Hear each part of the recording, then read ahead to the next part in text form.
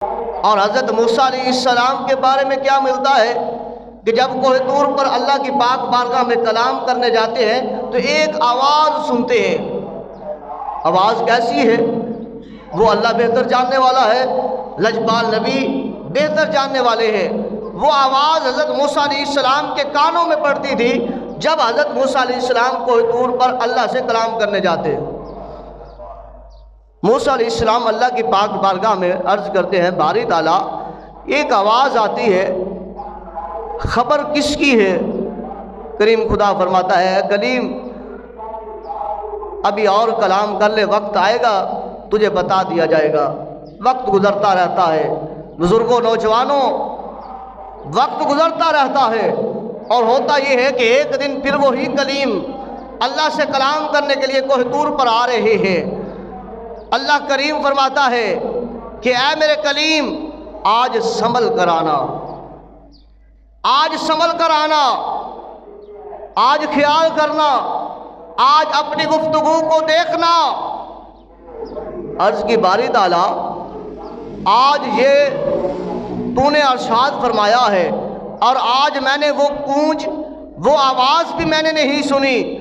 अल्लाह आज तो बता, फरमाया ऐ कलीम जब तू आता था और आवाज़ तेरे कानों में आती थी एक गूंज की, तो फरमाया तू पूछा तो करता था अल्लाह ये कैसी आवाज़ है।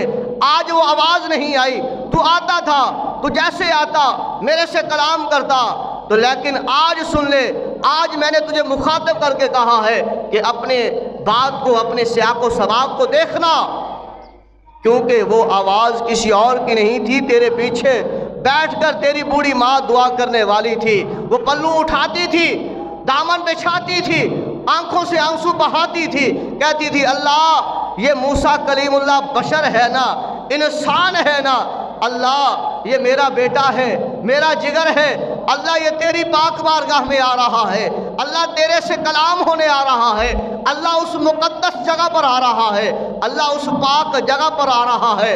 अल्लाह मेरे इस कलीम की कोई अगर बात ऐसी हो जिससे अल्लाह तेरी नाराज़गी का सबब हो रहा हो, अल्लाह मैं बंदी तेरी पाक बारगाह में दुआ करती हूँ, अल्लाह मेरे इस बेटे मूसा कलीम को मुआफ़ फरमा देना। तो फरमाया है मूसा वो तेरी माँ की आवाज़ थी और उस आवाज़ की वजह से ये सारा मामला था, अब संभल कर आना।